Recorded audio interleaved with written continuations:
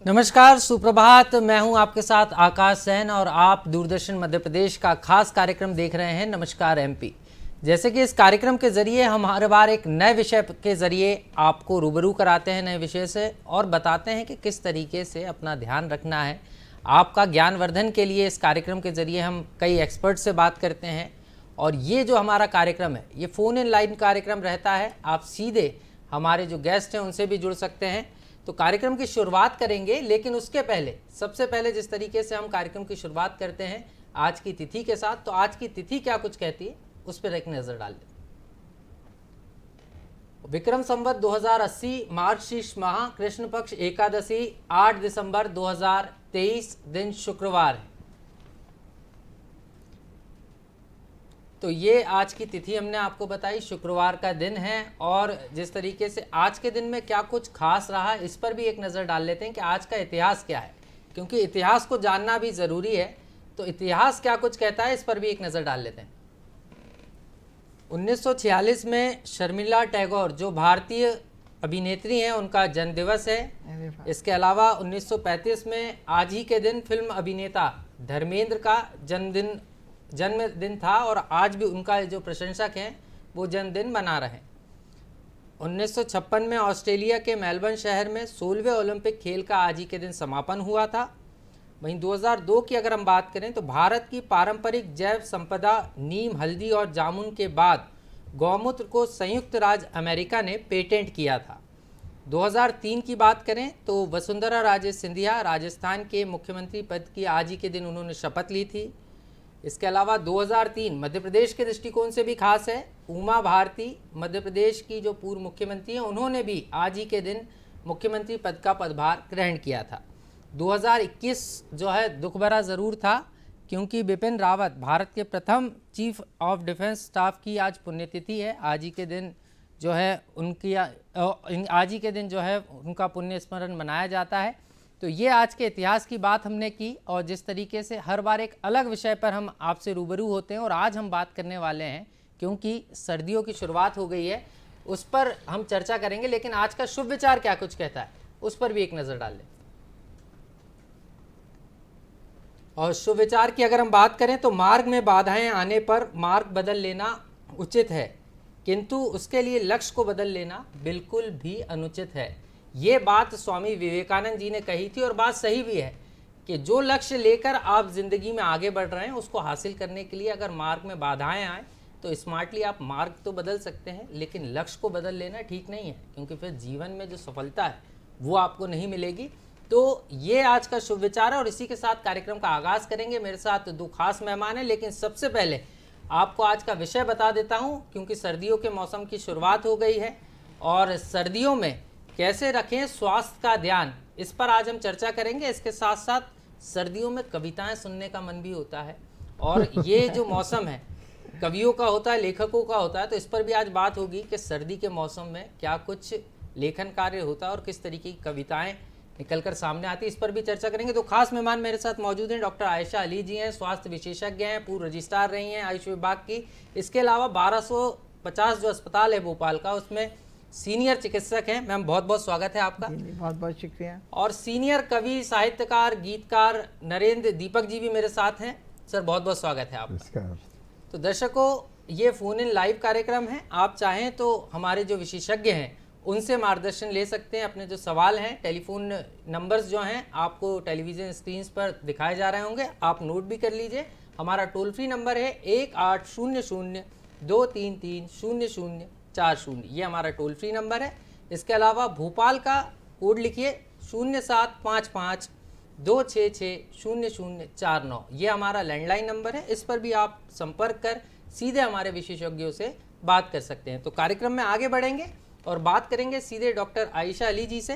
Ma'am, सर्दियों का मौसम की शुरुआत हो गई है और ख़ास तौर पर क्योंकि गुलाबी ठंडक का एहसास एक अलग ही आनंद देता है, लेकिन यह आनंद जब व्यक्ति बीमार हो जाए तो उसमें एक विघ्न उत्पन्न कर देता है। तो सर्दियों में अपने स्वास्थ्य का ध्यान कैसे रखें? सर्दियों में सबसे पहले तो मैंने आपको ये बताया कि प्रोटेक्शन आप अपना करिए, बच्चों का करिए। प्रोटेक्शन इज़ द बेस्ट, कि सबसे पहले आप अपना प्रोटेक्शन, बच्चों का प्रोटेक्शन, घर का प्रोटेक्शन वो आप खुद कर सकते हैं।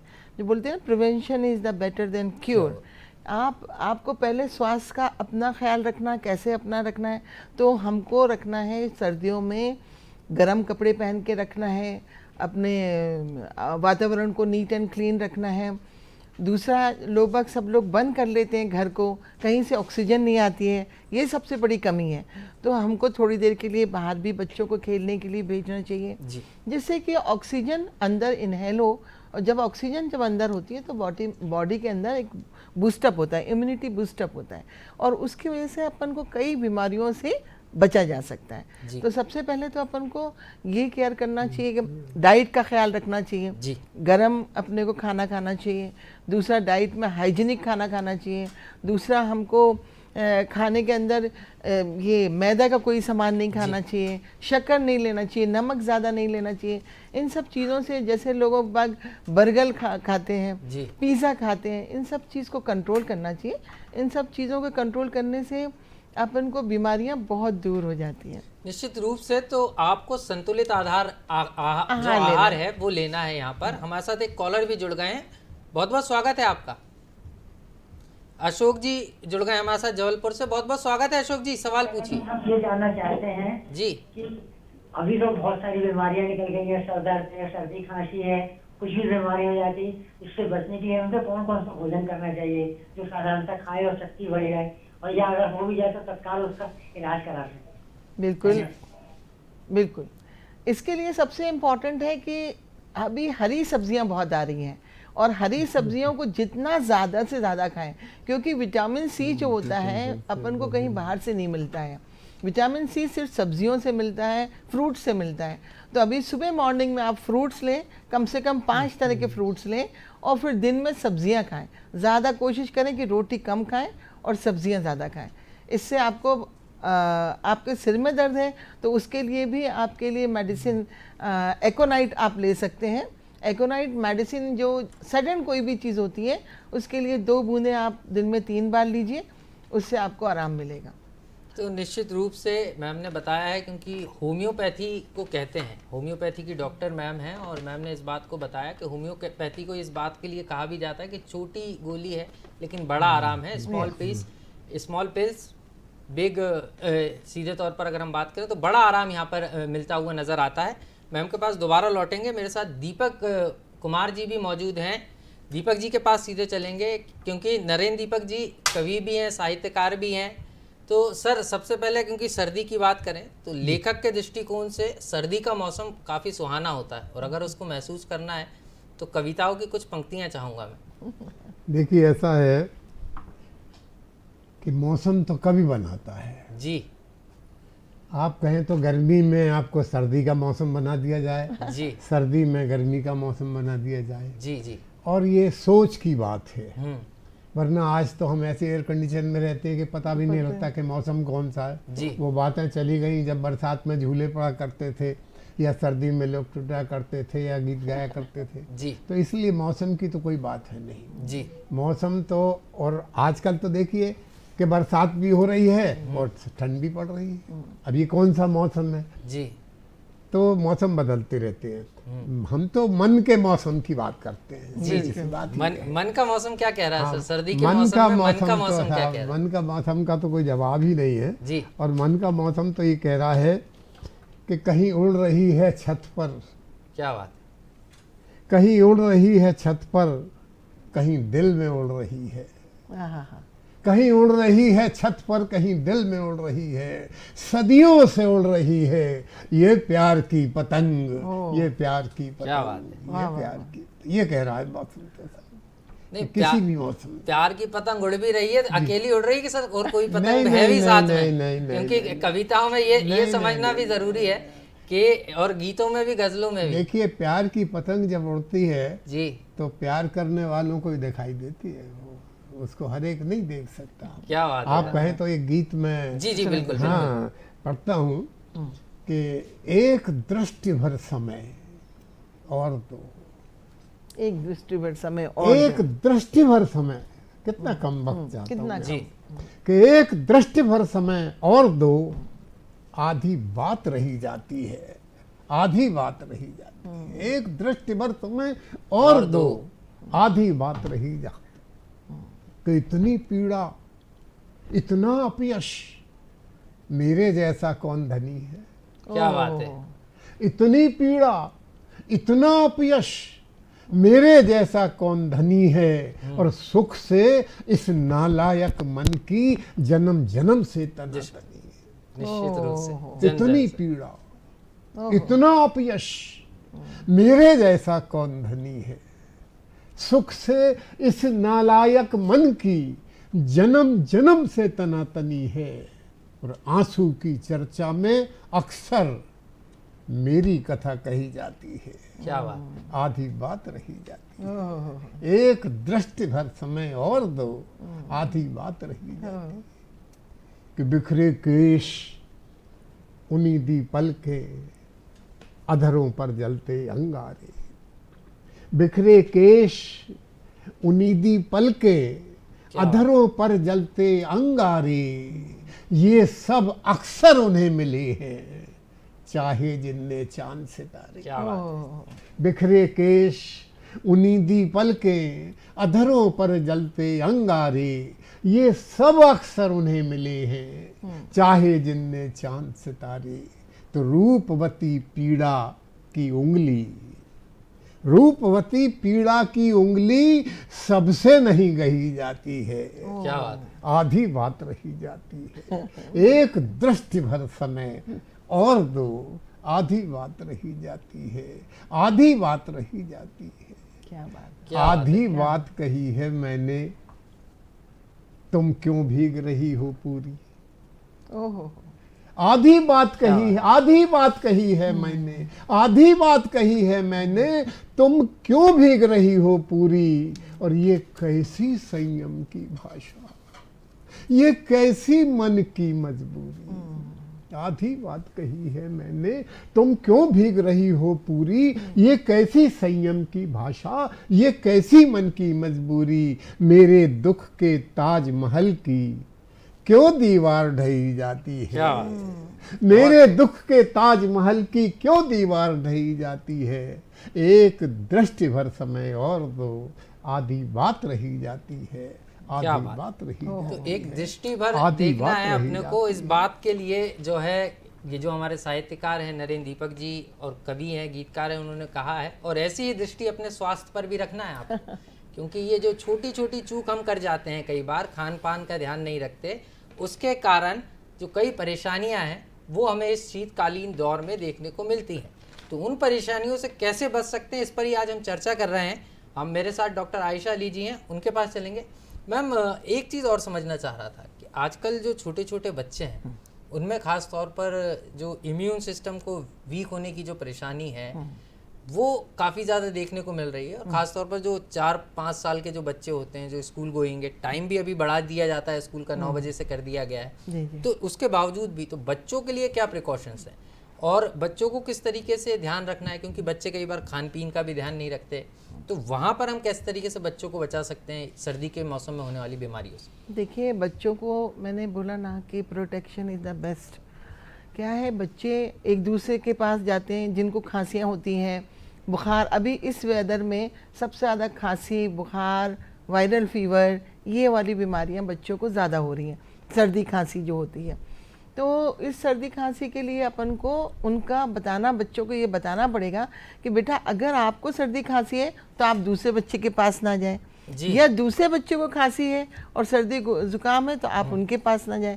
और अगर घर पे जब बच्चे आते हैं तो उनके हाथ धुलवाएं, उनका मुंह धुलवाएं और उनको सही तरीके से खाना दें, क्योंकि मैंने immunity power is the best. अगर आपके अंदर, बच्चों के अंदर इम्यून सिस्टम में कमी आती है तो बच्चा बीमार होता है। तो हमें उसके लिए कुछ मेडिसिन इम्यूनिटी पावर को बढ़ाती है हमारे होम्योपैथिक मेडिसिन में, जैसे कि इचनेशिया है। इचनेशिया मेडिसिन अगर आप बच्चों को 30 दें तो उससे बूस्टअप हो जाता है, इम्यूनिटी पावर में बूस्टअप आता है। थूजा मेडिसिन है, इसमें बड़ों को भी अगर आप देंगे तो वो बड़े भी इसके अंदर इम्यूनिटी पावर बढ़ेगी और बीमारियों से दूर रहेंगे। फिर एक मोनोस्टिप्स मेडिसिन आती है WSI की, वो अगर बच्चों को सर्दियों में देना शुरू कर दें, जैसे 2-2 गोलियां भी दे देंगे तो बच्चों में बूस्टअप हो जाता है इम्यूनिटी पावर, तो बच्चे बीमार नहीं हो सकते। और बच्चों को बीमार नहीं रखने के लिए अच्छा खाना ज़रूरी है, अच्छा खाना देना ज़रूरी है। जैसे लोग बच्चे जिद करते हैं कि हमें आज पिज़्ज़ा चाहिए, फलाना चाहिए, बर्गर चाहिए, तो उससे अच्छा आप उसके अंदर पराठे बना के उसमें ये मेथी के पराठे बना दें, पालक के पराठे बना दें, वो सब खिलाएं।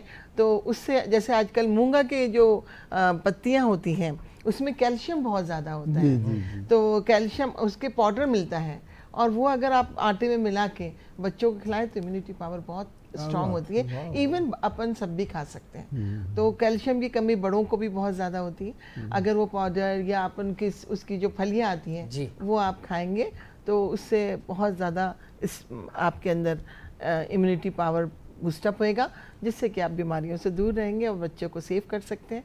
और बच्चों को ये समझाना है कि आप अपना हाथ धोएं, जब भी आए स्कूल से बच्चे हाथ धोएं, खाना हाथ धो के खाएं, और फिर उसके बाद अगर कहीं खांसी सर्दी ज़ुकाम दूर है तो आप मास्क रखें, डिस्टेंस रखें।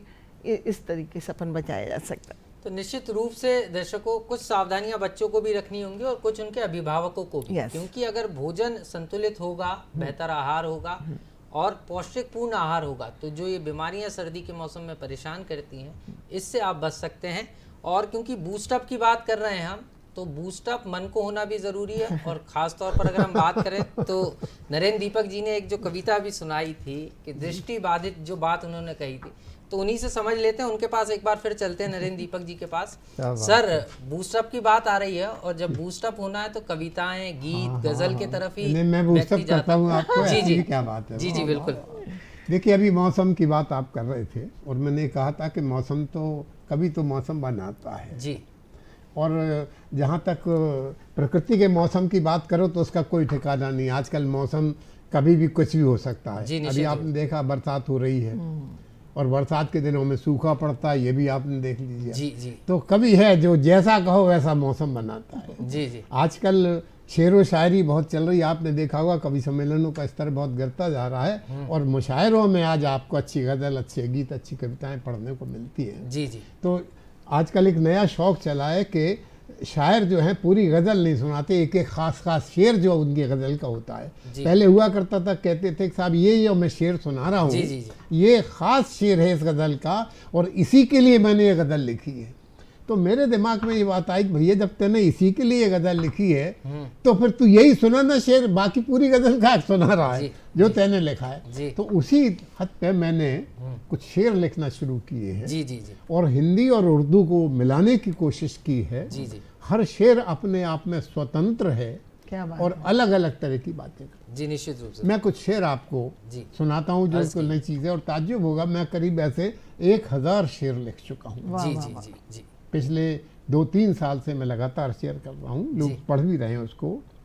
एक शेर है कि मैंने कोई दिया विया नहीं बाला है, मैंने कोई दिया विया नहीं बाला है, कोई दिया विया नहीं बाला है, तू सोच में थी ये उसी का उजाला है, ये उसी का उजाला है, मैंने कोई दिया विया नहीं बाला है, तू सोच में थी ये उसी का उजाला है।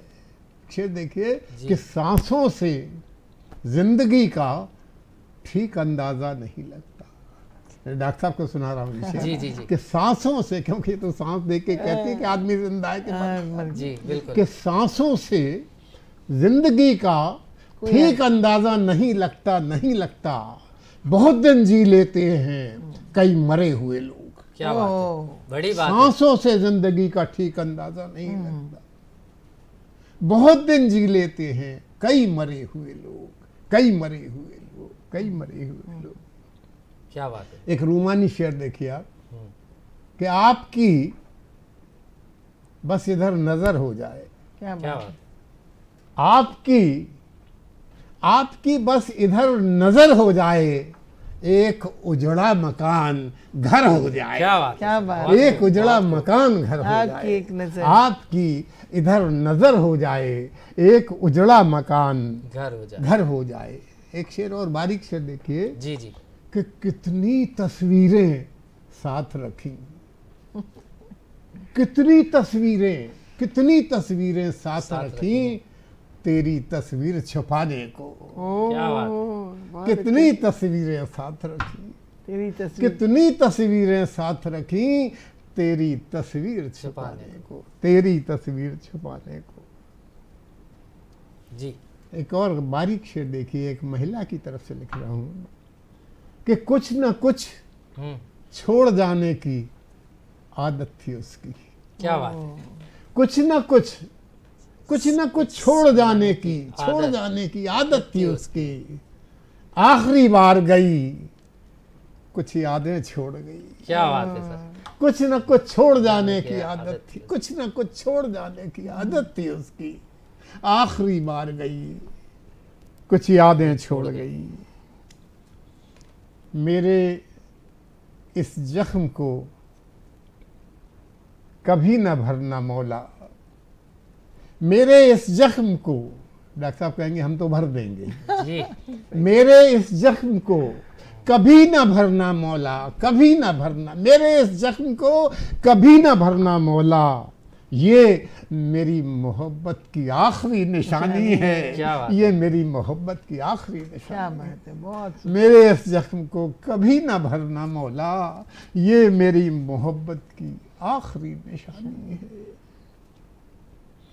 हम तो तमाम उम्र बराए नाम जिए हैं, बहुत अच्छा लगा। हम तो तमाम उम्र बराए नाम जिए हैं। जी। हम तो तमाम उम्र बराए नाम जिए हैं। जी। अपने तो दुख भी सारे गैरों के दिए हैं। क्या बात है। आपने हम तो बराए नाम सारी उम्र जिए हैं। क्या बात है। कि अपने तो दुख भी सारे गैरों के दिए हैं। निश्चित रूप से सर। अपने तो दुख भी सारे गैरों के दिए हैं। चलिए सर, लौटूंगा आपके पास फिर जी, से, जी, आपसे जी, समझूंगा, जी, क्योंकि जी। सर ने साफ तौर पर कहा कि अपने तो सारे दुख गैरों के दिए हुए हैं, लेकिन स्वास्थ्य का ध्यान रखना आपको जरूर है। अगर स्वास्थ्य में आपको परेशानी हो रही है, बीमार आप हो रहे हैं, तो यहाँ पर गैर नहीं, आप स्वयं अपने ध्यान नहीं रखना, इसलिए आपको परेशानी हो रही है। तो सीधे हम चलेंगे डॉक्टर आयशा अली जी के पास। जी आयशा जी, अगर हम बात करें तो यहाँ पर एक बड़ी समस्या और आ रही है कि सुबह के समय जो लोग घूमते हैं, खास तौर पर शीतकाल के समय हम देखते हैं सुबह टेम्परेचर काफ़ी कम रहता है, और कई बार सुबह जो बुज़ुर्ग लोग हैं खास तौर पर घूमने के लिए निकल जाते हैं, तो उनको कई बार परेशानी का सामना करना पड़ता है। तो उनके लिए क्या प्रिकॉशंस रखना है? और इसके साथ साथ एक चीज़ और समझना चाह रहा था, खास तौर पर जो हार्ट पेशेंट्स हैं, शुगर पेशेंट्स हैं, उनको ठंड में काफ़ी दिक्कत होती है, तो उनके लिए क्या प्रिकॉशंस हैं? देखिए, जो बुज़ुर्ग लोग हैं जो वॉक करने जाते हैं या मॉर्निंग में रियली तापमान बहुत कम होता है, जी। उस वक्त उनको अपने पूरा कवर अप करना चाहिए, क्योंकि सर्दियों के टाइम ब्लड थिक हो जाता है और उस वजह से कई प्रॉब्लम्स आ सकती हैं, अटैक आ सकता है। तो कोशिश ये करना चाहिए कि अपने को वार्म रहना चाहिए, बॉडी को वार्म रखना चाहिए। तो वार्म के लिए आप अंदर इनर पहन के जाएं, टोपी लगा के जाएं और गर्म पानी सुबह सुबह पिएं। जब सुबह उठें तो गर्म पानी पिएं, और उससे आपको जितनी भी अंदर जो टॉक्सिन रात भर की रहती है, तो जो गर्म, आप लोग भी, हम लोग भी, जो भी सुबह उठें तो 2 ग्लास ज़रूर गर्म पानी पिएं, और 1 ग्लास अगर नींबू आपको सूट होता है तो नींबू और शहद ज़रूर डाल के पिएं। तो उससे ये होता है कि एक तो गर्माहट की वजह से आपकी बॉडी एक्टिव हो जाती है, और साथ साथ आपका जो गर्म वार्म अपने बॉडी रखिए, फिर आप जाइए तो कोई प्रॉब्लम नहीं आता है। अगर आता है तो उसके लिए बहुत सारी मेडिसिन भी हैं। तो अगर उनको, ज़्यादातर लोगों को अटैक इस टाइम ज़्यादा आते हैं, सर्दियों के टाइम में समय ज़्यादा आते हैं, बिकॉज उनका केयर वही नहीं होता है कि वो लोग अपना वार्म बॉडी को रखना चाहिए। तो उसके लिए एक मेडिसिन है, बहुत अच्छी मेडिसिन है, जिसमें कि एकोनाइट बोलते हैं जी। और इस एकोनाइट को 200 को हर पर्सन अपने घर में ज़रूर रखें, क्योंकि एकोनाइट 200 से अटैक को भी बचाया जा सकता है। जब ये नई रिसर्च हुई है, जी। उसमें एकोनाइट आप 2-2 बूंदें सर्दियों में ले ही लें, 2 बूंद आप सुबह ले लें तो भी आपको फ़ायदा होगा। मतलब इसका कोई नुकसान नहीं है, हर व्यक्ति ले सकता है। हर व्यक्ति ले सकता है। ज़्यादातर जैसे जो बाहर जाते हैं उनको सर्दी जुकाम एकदम सडन जो भी चीज़ें होती हैं, तो उसमें आप एकोनाइट ले सकते हैं। जैसे अगर बाहर गया, छींकें आने लगी, बुखार आ गया, कफ हो गया, तो उसमें एकोनाइट आप दे देंगे 5 दिन 2-2 बूंदे सुबह शाम, तो बिल्कुल ठीक हो जाएगा। मतलब ये प्रिकॉशन के तौर पे एकोनाइट दवा है, इसका सेवन आप कर सकते हैं, ये लेकिन अटैक को भी जी, बचाता है। निश्चित रूप से हार्ट अटैक में भी ये प्रिवेंशन का काम करती है। और जब बात हार्ट की हो तो बिना कविता की वो पूरी भी नहीं हो सकती, क्योंकि हार्ट अटैक अपने स्वास्थ्य में जब धमनियां जो हैं या तो पतली हो जाए या खून मोटा हो जाए जब आता है। लेकिन एक हार्ट वैसा भी होता है जो अटैक तो नहीं आता लेकिन अटैक से कम भी नहीं होता। तो वो नरेंद्र जी, दीपक जी से समझेंगे कि उस हार्ट का इलाज कैसे करें। तो सीधे नरेंद्र जी के पास चलेंगे। जी सर, वो सर हार्ट की बात हो रही है, और जब दिल का रोग लग जाए आदमी को, जिस दिल को ये ठीक ना कर पाएंगी, मैं कोशिश करूंगा। जी जी जी जी कुछ दोहे सुनाता हूँ आपको। जी जी जी। आजकल जैसे रुबाइयों का रिवाज है, मैंने कहा ये दोपदी लिख रहे हैं, हम शेर लिख रहे हैं, जी, जी, जी। दोहे लिख रहे हैं। मैंने कविता की हर विधा पे कोशिशें की हैं जी कि पागल पागल मिल गए। क्या बात है, एक पागल दोहा पागल है कि पागल पागल मिल गए पगलों का संसार, वाह वाह वाह। कि पागल पागल मिल गए पगलों का संसार, और इसको पागल कर गया इस पागल का प्यार। क्या बात है, बहुत खूब। पागल बहुत खूब। पागल पागल मिल गए पगलों का संसार, और इसको पागल कर गया इस पागल का प्यार। क्या बात। कि जिसने मन की डोर से बांधी प्रेम पतंग, हाँ, हाँ। जिसने मन की डोर से, जिसने मन की डोर से बांधी प्रेम पतंग, बांधी प्रेम पतंग, उसके चाकर हो गए इंद्रधनुष के रंग। क्या बात है, उसके चाकर हो गए इंद्रधनुष के। जिसने मन की डोर से बांधी प्रेम पतंग, उसके चाकर हो गए इंद्रधनुष के रंग। तो आंख बचाकर आंख ने पल भर लिया निहार। क्या बात है, ओह, आंख बचाकर आंख ने पल पल भर लिया निहार, पल भर लिया निहार। तो तब से मन के मंच पर बजने लगा सितार। क्या बात है, बजने लगा सितार। जब से मन के मंच पर बजने लगा सितार।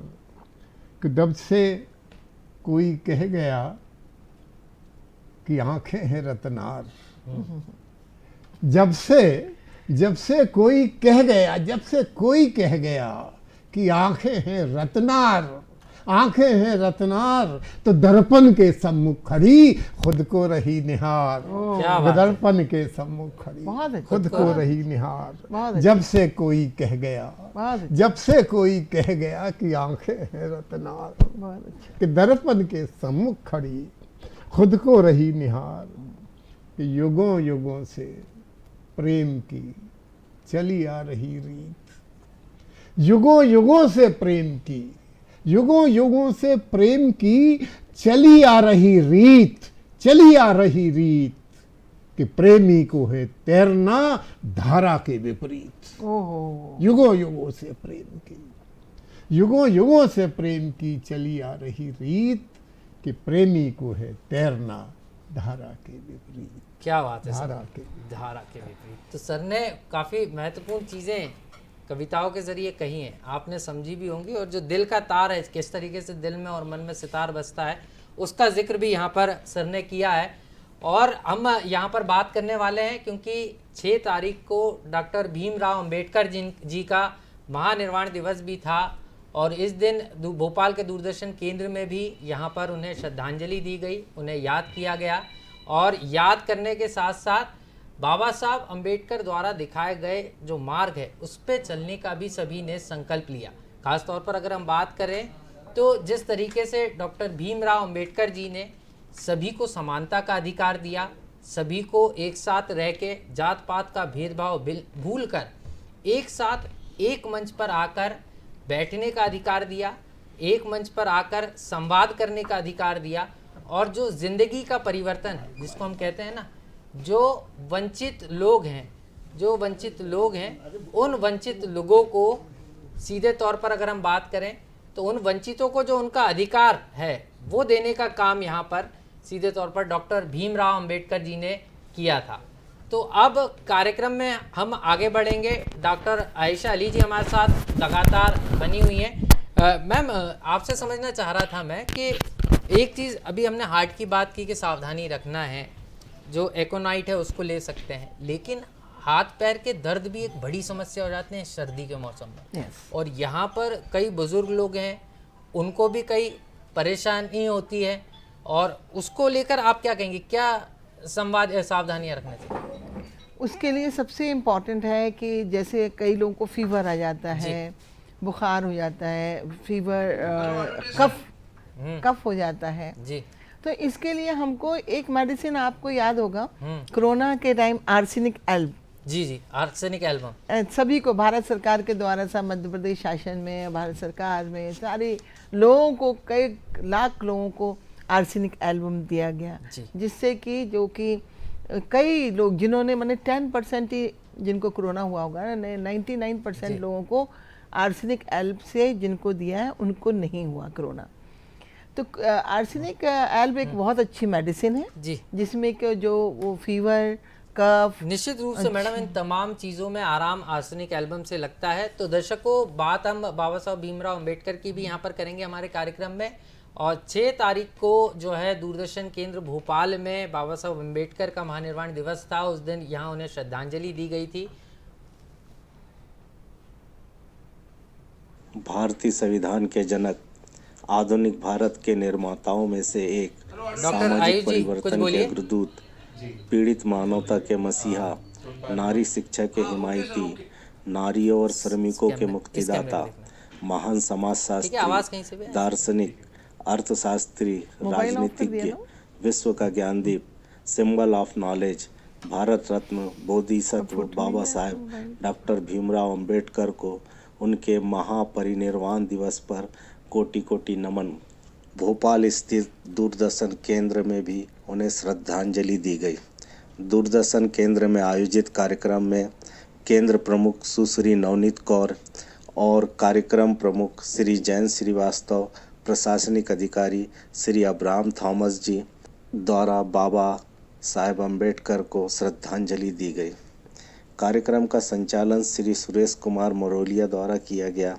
कर्मचारियों द्वारा बुद्ध वंदना कर बाबा साहेब भीमराव अंबेडकर के महान व्यक्तित्व और कृतित्व को याद करते हुए श्रद्धांजलि अर्पित की गई।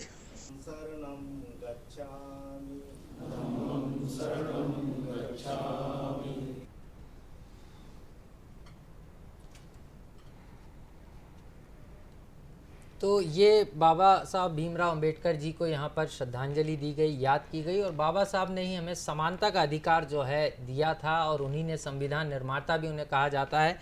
और हमारे साथ आयुष जायसवाल जी भी जुड़ गए, क्योंकि आज हम बात करने वाले हैं लॉ की भी बात करेंगे कि लॉ में कैरियर कैसे बना सकते हैं, और सिर्फ कानून की विधि की पढ़ाई करने से सिर्फ क्या कानून विशेषज्ञ ही बन सकते हैं या कुछ और भी, इस पर भी आज हम चर्चा करेंगे। तो मेरे साथ आयुष जायसवाल जी जुड़ गए हैं, सहायक प्राध्यापक हैं नेशनल लॉ यूनिवर्सिटी भोपाल के। बहुत बहुत स्वागत है सर आपका। Thank you.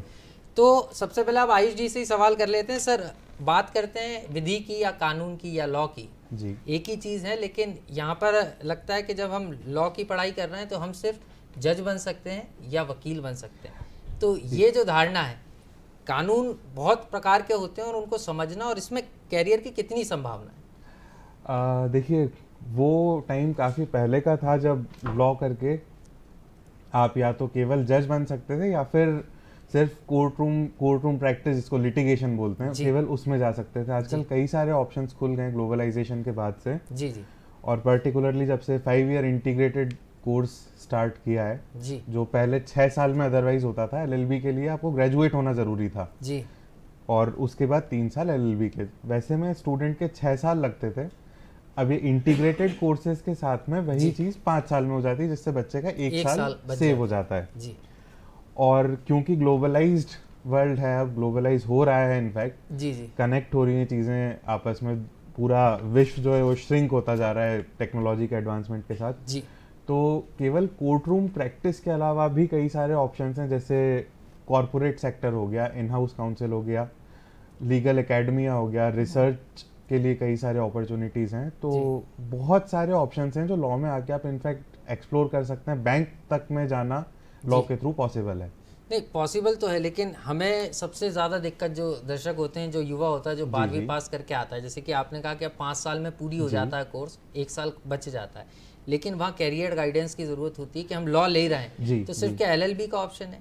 या उसके अंदर भी बहुत सारे ऑप्शंस हैं कि हम एलएलबी के साथ साथ इसमें एक्सपर्टाइज कर लें, जैसे कि आपने रिसर्च का जिक्र किया, कॉर्पोरेट सेक्टर में जाना है उसका भी आपने जिक्र किया, तो इसको कैसे एक्सप्लोर कर सकते हैं? देखिए, जो 5 साल वाला जो कोर्स होता है, इंटीग्रेटेड कोर्सेज जिनको बोलते हैं, उसमें भी कई सारे ऑप्शंस कई सारे यूनिवर्सिटीज ऑफर करते हैं। जैसे कुछ करते हैं BA LLB honours integrated course, कहीं कहीं पर होता है बीएससी एलएलबी साइबर सिक्योरिटी में, जैसे एनएलआईयू भोपाल ऑफर कर रहा है। जी जी। कई यूनिवर्सिटीज बीबीए एलएलबी भी ऑफर करती हैं जी। कुछ बीकॉम एलएलबी करती हैं, जैसे गुजरात में जो नेशनल लॉ स्कूल है वो बीएसडब्ल्यू एलएलबी भी ऑफर करता है, bachelor of social work integrated with LLB. जी जी। तो स्टूडेंट का जिस ब्रॉड फील्ड में इंटरेस्ट है उसके हिसाब से वो चीज़ें चूज कर सकता है।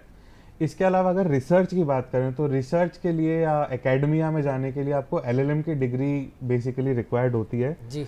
और एलएलएम में भी आपके पास कई सारे ऑप्शंस होते हैं, जैसे कॉन्स्टिट्यूशनल लॉ में। निश्चित रूप से आयुष जी आपके पास लौटूंगा, एक कॉलर हमारे साथ जुड़ गई हैं, मीनू शुक्ला जी भोपाल से। बहुत बहुत स्वागत है मीनू जी कार्यक्रम में आपका, सवाल पूछिए। नमस्कार जी। मेरा सवाल ये है कि बच्चे आजकल लॉ के क्षेत्र में जाने में जी। संकोच करते हैं, उनको लगता है इसका कैरियर से उनको कितना लाभ मिलेगा, तो उनको किस तरीके से प्रेरित किया जाए कि इस क्षेत्र में जाएं और आगे जाकर खुद के कैरियर को भी अच्छा बना पाए और समाज के लिए भी वो उपयोगी हो।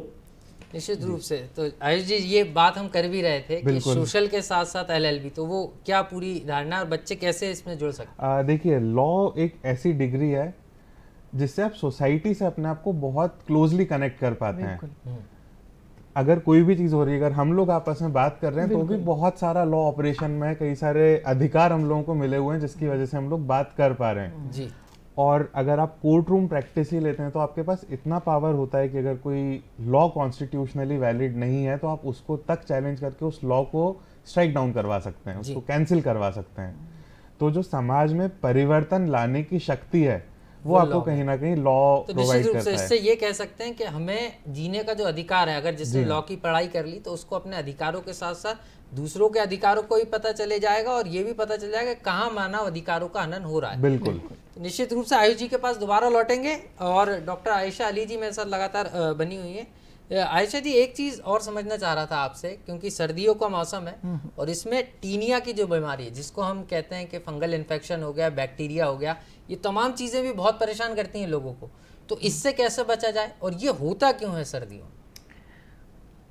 सर्दियों में ये जो बीमारी है ज़्यादातर मतलब जो बोलते हैं ना एक्जिमा वाले भी, और ये जो आपने ये स्किन प्रॉब्लम्स जो होती हैं जी, इसके लिए वही मैंने जो आपको बताया कि सब चीज़ों से ढकते हैं, हाइजीनिक नहीं रहता है और अपन क्रीम व्रीम अप्लाई नहीं करते हैं, जो ड्राइनेस होता है उसकी वजह से ये प्रॉब्लम्स आती हैं।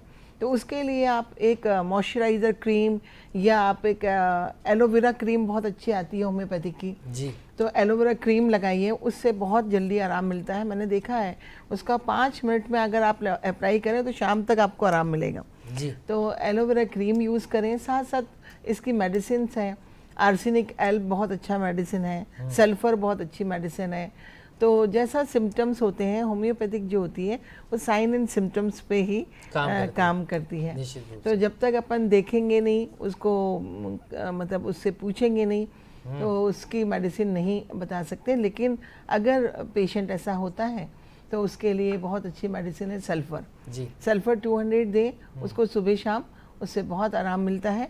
और साथ में आप मॉइस्चराइज अपने बॉडी को रखें, अपने बॉडी पे क्रीम लगाएं, इन सब चीज़ों से बहुत आराम मिलता है। निश्चित रूप से मैम आराम तो मिलता है, लेकिन बच कैसे सकते हैं? क्योंकि हम यहाँ पर बार बार बात वही आती है कि अगर स्किन इन्फेक्शन एक बार हो गया तो कई बार लोग स्टेरॉइड क्रीम्स लगा लेते हैं। नहीं, वो नहीं और लगाना। सेल्फ ट्रीटमेंट शुरू कर देते हैं, क्योंकि फंगल इन्फेक्शन जब भी होता है तो लोग सीधे मेडिकल पहुंचते हैं और दवा लेते हैं और ट्रीटमेंट शुरू कर देते हैं, उसके बाद स्थिति बिगड़ जाती है। हाँ, वो हार्मफुल है, वो नहीं लेना चाहिए। इसके लिए स्किन के लिए तो कहते हैं ना कि होम्योपैथिक में जब भी कोई पेशेंट को स्किन प्रॉब्लम होती है सबसे पहले वो होम्योपैथिक डॉक्टर के पास ही आता है जी।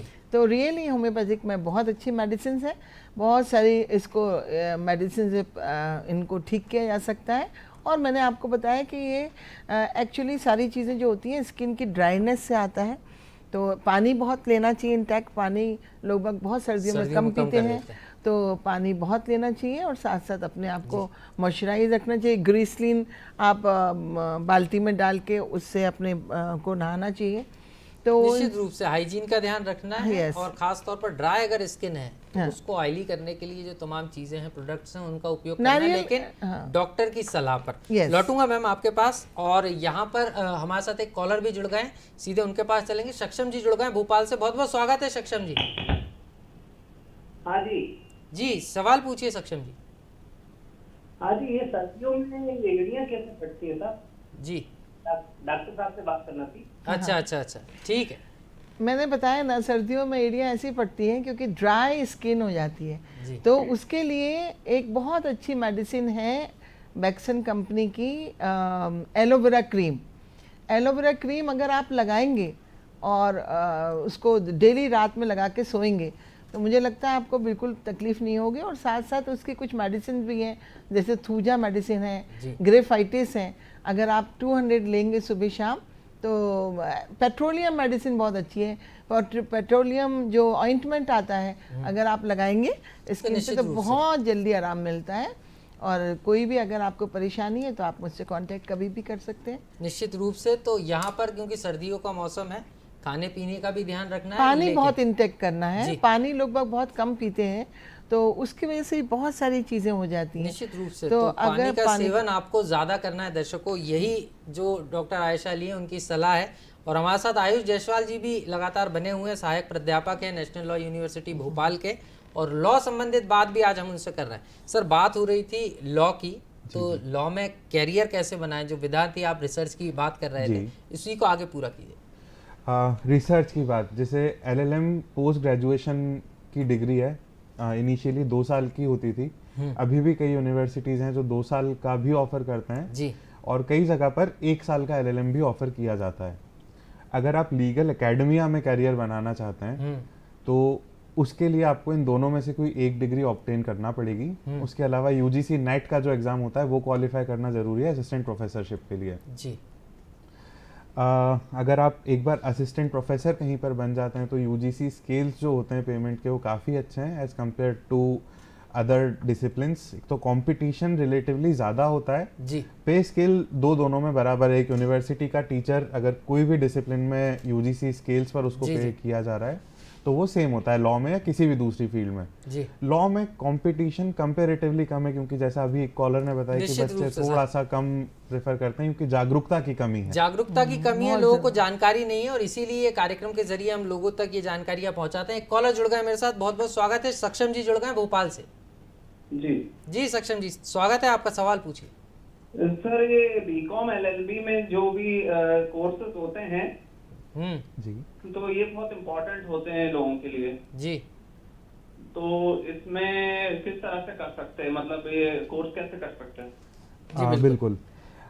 देखिए लॉ का जो अंडर ग्रेजुएट कोर्स है उसको कई यूनिवर्सिटीज़ ऑफर करती हैं। जैसे इंडिया में 26 नेशनल लॉ यूनिवर्सिटीज़ हैं, उसमें से 24 यूनिवर्सिटीज़ जो हैं वो एक एग्ज़ाम होता है कॉमन लॉ एडमिशन टेस्ट, उसमें आप अपीयर होकर मेरिट लिस्ट में अगर सीट सिक्योर करते हैं तो आपको इन 24 यूनिवर्सिटीज़ में से किसी एक में सीट मिल जाएगी जी। इन टोटल अराउंड 3000 सीट्स होती हैं UG कोर्सेज के लिए जी। और PG कोर्सेज के लिए समवेयर अराउंड 1200 सीट्स अवेलेबल होती हैं जी। और उसके अलावा जैसे ये तो बात हो गई नेशनल लॉ यूनिवर्सिटीज़ की जो क्लैट में है। इसके अलावा एक नेशनल लॉ यूनिवर्सिटी है दिल्ली में जो अपना खुद का टेस्ट कराती है, मोर और लेस वो क्लैट की ही तरह होता है जी। और NLU मेघालय है जो अभी अभी खुला है, वहाँ पर भी वो लोग अपना ही खुद का टेस्ट करा रहे हैं। और एक नया जो NLU है 26वां वो प्रयागराज में खुल रहा है, अभी इन प्रोसेस है, जहाँ तक कि वो लोग भी क्लैट के थ्रू ही एडमिशन देंगे। इसके अलावा कई सारे गवर्नमेंट लॉ स्कूल्स हैं, प्राइवेट लॉ स्कूल्स हैं, कुछ क्लैट के स्कोर पे आपको एडमिशन देते हैं, कुछ खुद का टेस्ट कराते हैं। इस तरह से आप इन यूनिवर्सिटीज़ में एडमिशन सिक्योर कर सकते हैं। तो दर्शकों ये लॉ की जानकारी है, कैरियर अपडेट किस तरीके से आपको लॉ के क्षेत्र में करना है, क्योंकि बहुत सारी संभावनाएं हैं।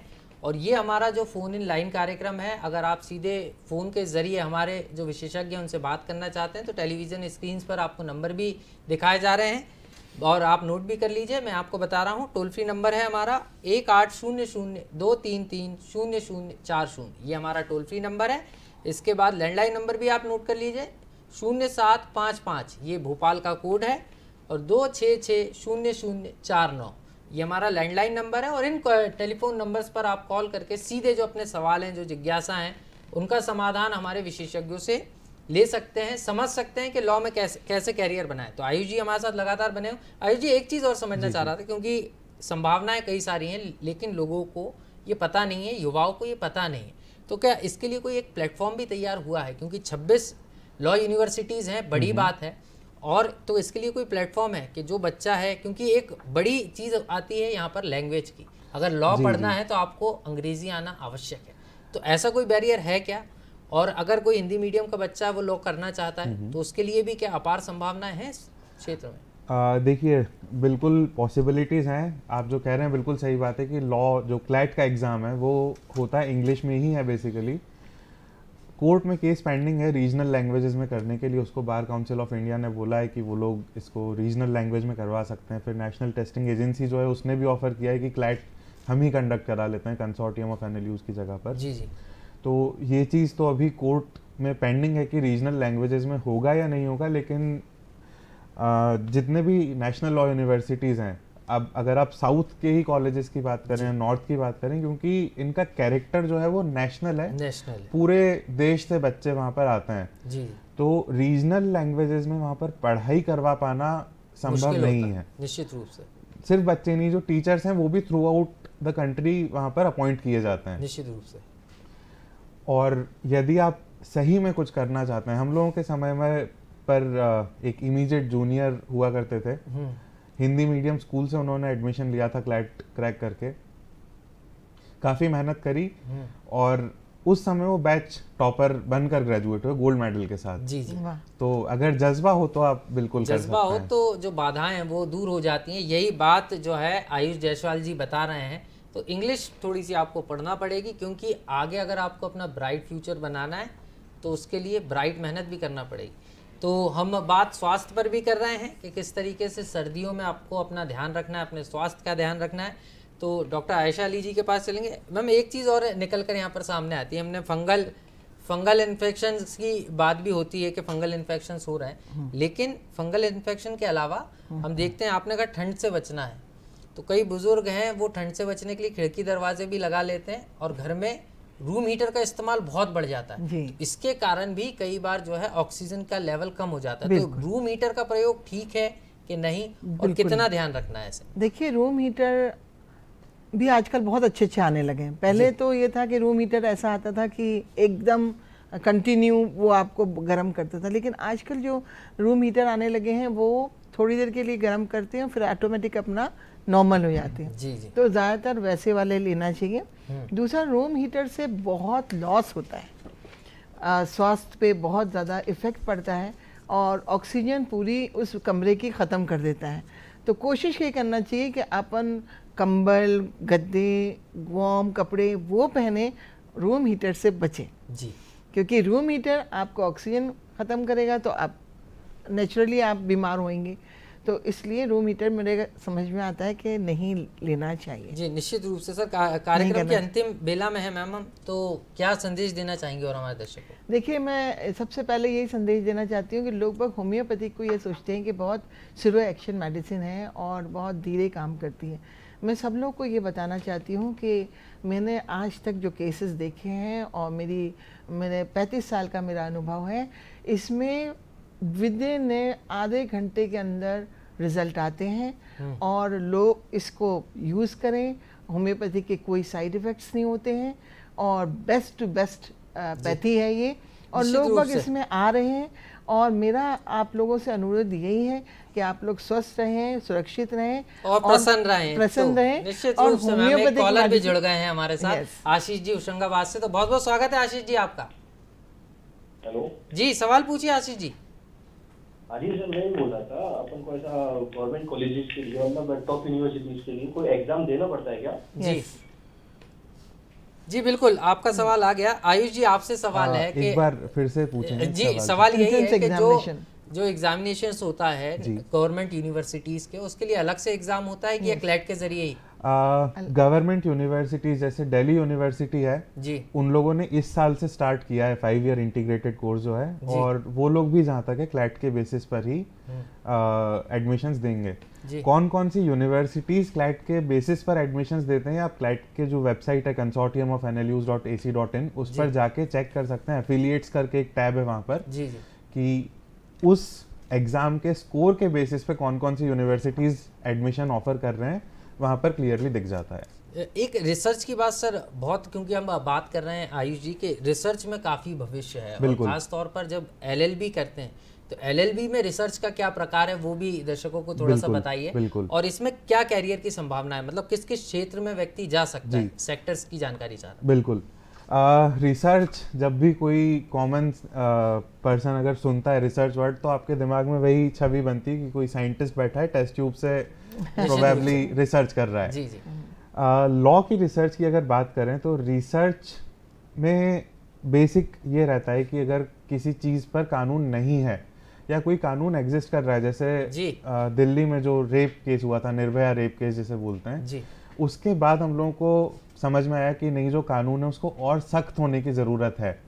उसके लिए एक कमेटी गठित करी गई जस्टिस JS वर्मा के चेयरमैनशिप में, और उन्होंने रिसर्च किया कि बाहर की कंट्रीज में क्या लॉज हैं, इंडिया में क्या है, किस तरह से उनको इम्प्रूव किया जा सकता है। अकॉर्डिंगली रिसर्च करके अपनी एक रिपोर्ट सबमिट करी। उसके बेसिस पर हमारे यहाँ का कानून बदला गया, और अभी जो कानून है वो उसी कमेटी के रिकमेंडेशंस के बेसिस पर बनाया गया था। तो मतलब अगर हम रिसर्च में LLB करते हैं तो उस कमेटी का हिस्सा भी हम बन सकते हैं। रिसर्च में LLB नहीं होता है सच, रिसर्च एक सब्जेक्ट की तरह पढ़ाया जाता है LLB के स्टूडेंट्स को जी, और एक टॉपिक, जी हाँ बिल्कुल, एक सब्जेक्ट होता है, और बच्चों को इनफैक्ट एक रिसर्च प्रोजेक्ट सबमिट करना रहता है जिसके उनको मार्क्स अवार्ड किए जाते हैं।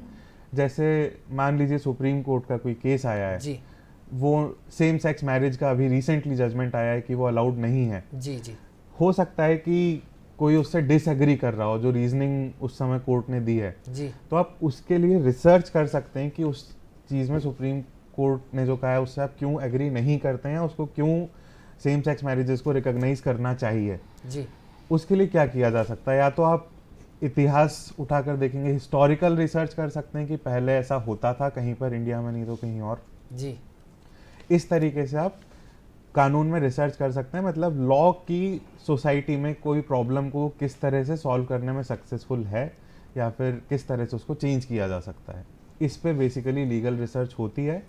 अनफॉर्चुनेटली इंडिया में रिसर्च कल्चर बहुत अच्छा डेवलप नहीं हो पाया है लॉ के फील्ड में। जी, अगर आप मेहनत करेंगे तो इसमें बहुत सारे ऑप्शंस खुले रहते हैं। रिसर्च एसोसिएट्स की पोजीशंस कई बार आती रहती हैं, रिसर्च प्रोजेक्ट सरकारें ग्रांट करती हैं, जैसे ICSSR करके है, डिपार्टमेंट ऑफ जस्टिस का एक प्रोजेक्ट हम लोग NLIU में कर रहे हैं। जी, फंडिंग भी काफ़ी अच्छी होती है उसमें, और आपका खुद का जो सोचने की क्षमता है वो बहुत वाइडन हो जाती है, बहुत ब्रॉड हो जाती है।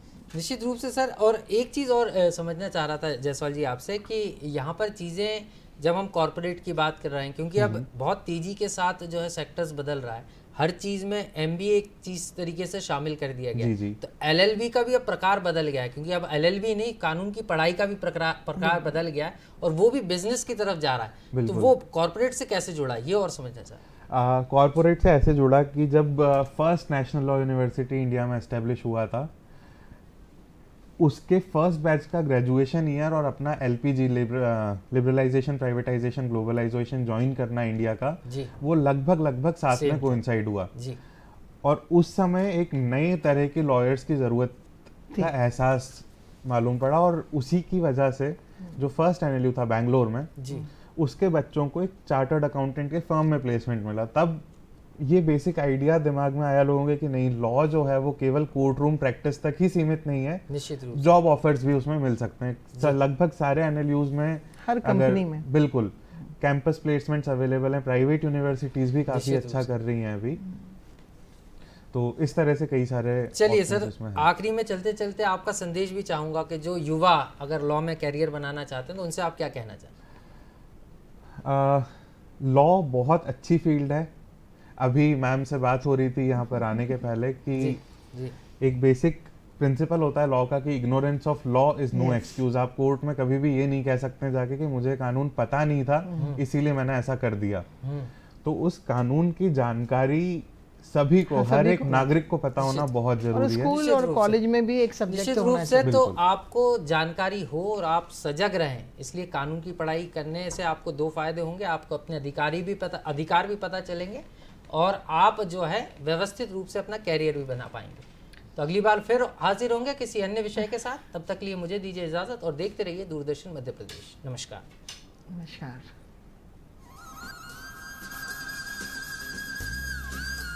मुझे